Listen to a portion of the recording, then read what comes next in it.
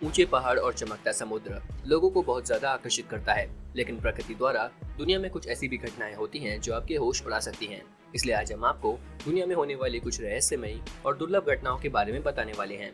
Number 1, red crab migration. साल में एक बार क्रिसमस आइलैंड पर कुछ बहुत ही अनोखा होता है, जब 50 मिलियन केकड़े इस आइलैंड को ढक लेते हैं। क्रिसमस आइलैंड इंडियन ओशियन के नॉर्थ वेस्टर्न ऑस्ट्रेलिया कोस्ट पर स्थित है और अक्टूबर तथा दिसंबर के बीच जब इस आइलैंड पर बारिश का मौसम शुरू होता है, तब इस जीव की अनोखी यात्रा शुरू होती है।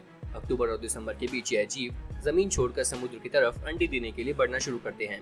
एडल्ट केकड़े जंगल में अपने बिलों से बाहर निकलते हैं और शरीर में कम हो चुकी नमक की भरपाई करने के लिए समुद्र की तरफ रुख करते हैं। नर केकड़े समुद्री तटों पर बिल बनाते हैं और मादा से संबंध बनाने के लिए उस बिल को अन्य केकड़ों से सुरक्षित रखते हैं। संबंध के बाद नर केकड़े वापस जंगल में चले जाते हैं और मादा बिल की सुरक्षा करना शुरू करती है।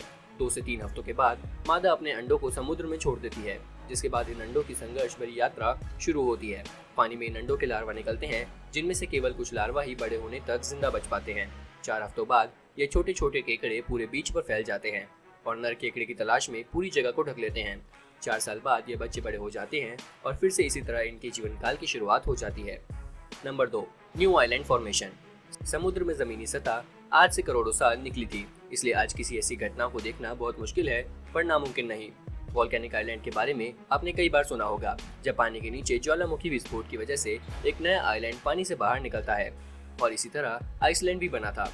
लेकिन अब ऐसा ही कावाची वोल्केनो के साथ हो रहा है। ये ज्वालामुखी साउथ वेस्ट पैसिफिक ओशियन का सबसे सक्रिय ज्वालामुखी है और साल 1939 में पहली बार विस्फोट के बाद 8 बार समुद्र सतह पर आकर वापस पानी में समा चुका है। साल 2003 में हुए विस्फोट के बाद इस जगह 15 मीटर ऊंचा एक आइलैंड बना था, जो जल्दी ही पुनः पानी में समा गया था। इसलिए साइंटिस्ट कावाची वोल्केनो पर नजर रखे हुए हैं और उनका मानना है कि एक दिन यह असली आइलैंड हमें देखने को मिल सकता है। Number 3, ice disc. यह घटना एक जमे हुए बर्फीले पहिए को बनाती है और इस तरह की किसी संरचना को देखना बहुत दुर्लभ है। इसी तरह की एक डिस्क वेस्ट ब्रुक की मेन सिटी की प्रिसम स्कॉट नदी में देखने को मिली थी और यह नदी इस शहर से होकर गुजरती है। आंकड़ों के मुताबिक बर्फ से बनी यह डिस्क 300 फीट चौड़ी थी और यह डिस्क अपनी तरह की एकमात्र ऐसी डिस्क है। हालांकि इससे पहले भी एलियन स्पेसक्राफ्ट जैसी दिखाई देने वाली इन डिस्क को खोजा जा चुका है। रिसर्चर्स के मुताबिक यह डिस्क पानी के तापमान में होने वाले दबाव की वजह से घूमती है। आइस डिस्क दुनिया में हर जगह यानी रूस से लेकर वॉशिंगटन तक देखी जा चुकी है। यह प्रकृति की अद्भुत करिश्मा है, जिसे इस डिस्क को बिल्कुल गोल शक्ल मिलती है। Number 4, Abraham lake. Alberta Canada की नॉर्थ सस्कैचुअन रिवर पर ट्रांस अल्टा कॉर्पोरेशन ने साल 1972 में बिग बॉम डैम का कंस्ट्रक्शन करना शुरू किया और इसी के पास अब्राहम लेक भी बनाई गई, जो मनुष्यों द्वारा निर्मित एल्बर्टा की सबसे बड़ी लेक है। इंसानों द्वारा निर्मित होने के बावजूद यह लेक अन्य ग्लेशियल लेक की तरह दिखाई देती है, जिसका पानी टर्कोइस रंग का है।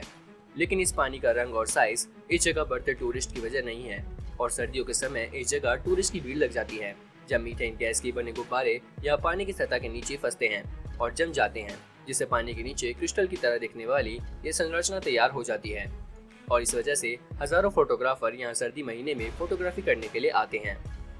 Number 5, never ending lightning storm. पश्चिमी वेनेजुएला में कॉटांटुओ रिवर पर एक ऐसा तूफान आता है जो कभी नहीं थमता और इसकी शुरुआत हर रात 7 बजे हो जाती है, जिसके बाद यहाँ पानी के ऊपर लगातार 10 घंटे तक बिजली चमकती रहती है और साल के 260 दिन यहाँ ऐसा होता है। इस घटना की पुख्ता वजह कोई नहीं जानता, लेकिन ऐसा कहा जाता है कि यहाँ पत्थरों में यूरेनियम की मात्रा की वजह से ऐसा है, जबकि साइंटिस्ट द्वारा तैयार थ्योरी के मुताबिक यहाँ मौजूद पहाड़ से आने वाली गर्म हवाएं एंडीज से आने वाली ठंडी हवाओं से टकराती है, जिसके बाद ये टकराव में पानी से बनने वाली भाप और पास ही मौजूद एयरफील्ड ईंधन का काम करती है। यह केवल एक थ्योरी है और इस घटना का सच आज भी अनसुलझा है, लेकिन साल 2010 में एक दिन अचानक यहाँ बिजली गिरना बंद हो गई थी और 6 हफ्तों तक सब कुछ शांत था, लेकिन फिर 6 हफ्तों बाद यहाँ फिर से बिजली गिरना शुरू हुई और आज भी यह जारी है।